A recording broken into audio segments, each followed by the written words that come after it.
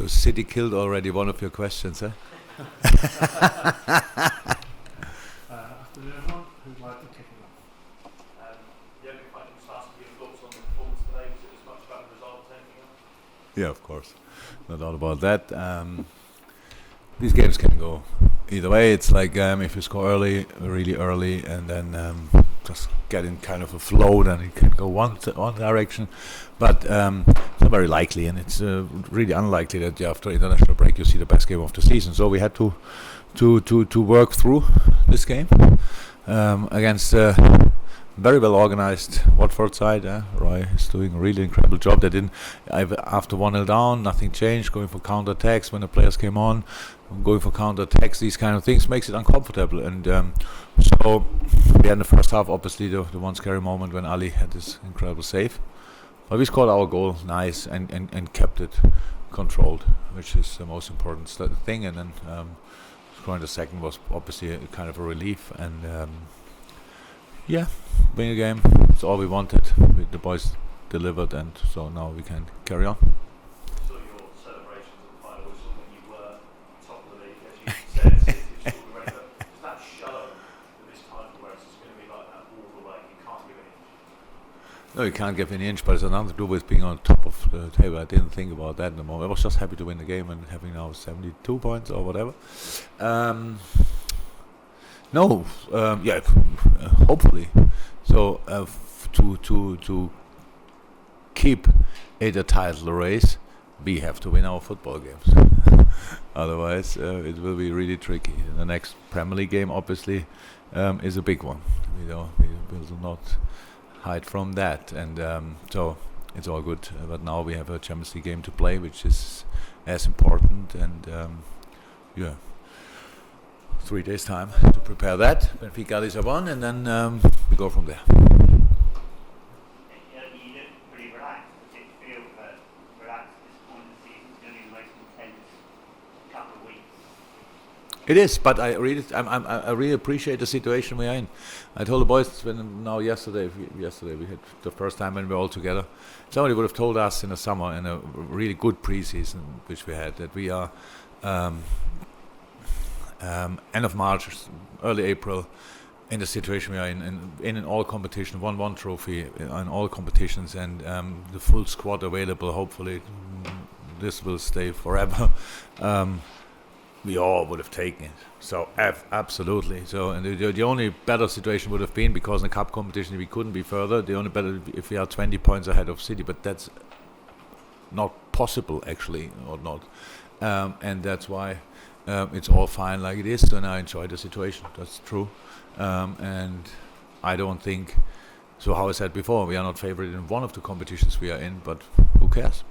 We will give it a try. That's where managing the stress with players, just like this is Nothing to. once in a lifetime opportunity to enjoy. Yeah, nothing to do with managing. It's just I feel like this, so it's not that I pretend to be in that mood. I cannot change it, and the boys hopefully see it similar.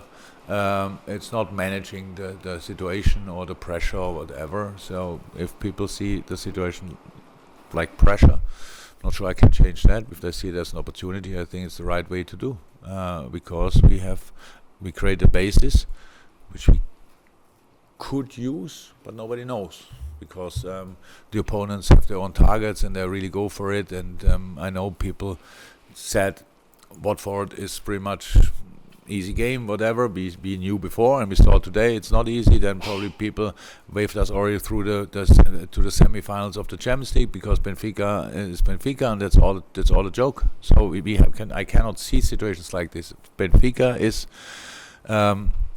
extremely strong, especially when you let them be, and that's what we have to think about now, how we can deny that, and that's it.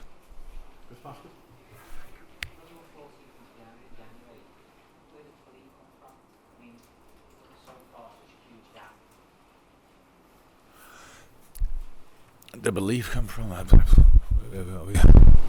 We didn't have a lot of opportunities or alternatives to do it differently, like because we are 14 points behind City. Then that means you are in trouble with qualifying for the Champions League if the others are not 15 points away as well, so or 20 points in the best way.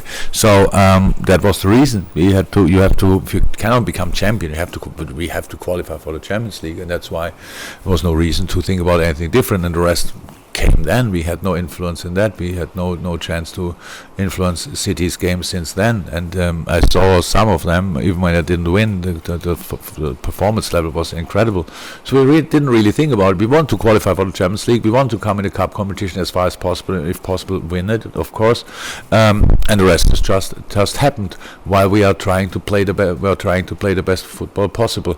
Today we didn't obviously not play the best football possible, but it was good enough to be the deserved winner of a football game, and that must be sometimes just enough. And I was really happy today with the whole stuff we came through. I didn't expect that for 1 second that we will be flying today, but we had good moments, less good moments, once where we needed Ali, 2 nice goals, and all good.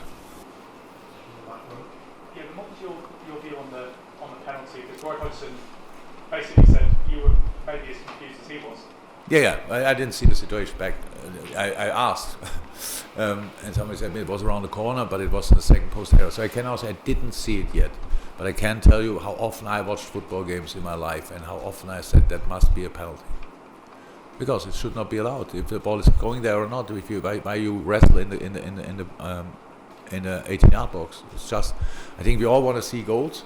And if you can see more goals, if you just say you have to defend football set pieces legally, and if you take somebody and bring him down, it's a penalty for me, even when the ball is not around. It was always like this. I always saw it like this, but it never happened.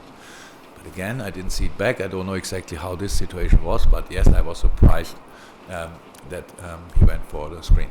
So it's not been mentioned in the dressing room. Doctor didn't say, "Oh, this was nailed on." No, I spoke only briefly with the boys and said what I had to say, and then I left for interviews. Last couple, Paul Joyce. The ability of players to come in and step up to the important in the go-goers. Frustrating season, but comes in and creates the first goal. What's that say about his mentality? Yeah. Is it a good message for all the squad? Yeah.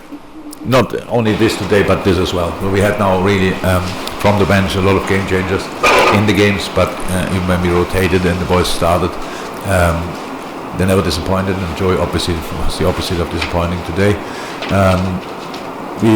It was pretty clear Joey could unfortunately train with us the full week because he was not on international duty, but then we already knew that it will be tight for Trent. Or in the beginning of the week we didn't even know if there's a chance. Now we saw obviously there was a chance, but because we saw Joey the whole week in training, it was clear that he will start there, and he did really well. And he could have set up a second goal, second half. The cross was an incredible one as well. Defensively, we don't have to talk. Offensively, some really good moments and some not so good moments, because then you see that the positioning against a deep sitting opponent, then it's not so easy to find the right position in these moments, and we are usually a bit more flexible there, but that's all fine. He's an outstanding football player, and yeah, he will play a lot of games during his career, 100%, and he will play here a lot of games definitely, and so this season was tricky so far for him, but who knows how these things can change. So, and he's obviously ready to use the opportunity when he gets it. Last two, shots and then finishing with the last. Just a quick one. Any injury worries there Tuesday? Curtis Jones came off? Yeah, not sure it's a concern yet. He just wanted the strapping. So he twisted his ankle, wanted the strapping, but we wanted to change anyway. So that was then, he got a strapping obviously, but after he came off. But he could obviously walk normal, but I didn't see him yet. I think then that should be the only one. So Matip had obviously a proper, looked like a golf ball here, but it was nothing serious. It was just a bruise and swelled up a little bit, but he said no, he's completely fine, because that's why he had the strapping there. That's it.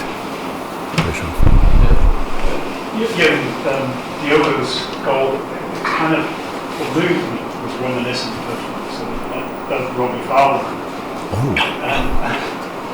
And I just wondered whether Was that something you always spotted in him before you bought him, or is that something that you developed in the? Because I know you worked with him a lot on the new penalty. Yeah, both probably. So it was always clear that Diogo is not a pure winger.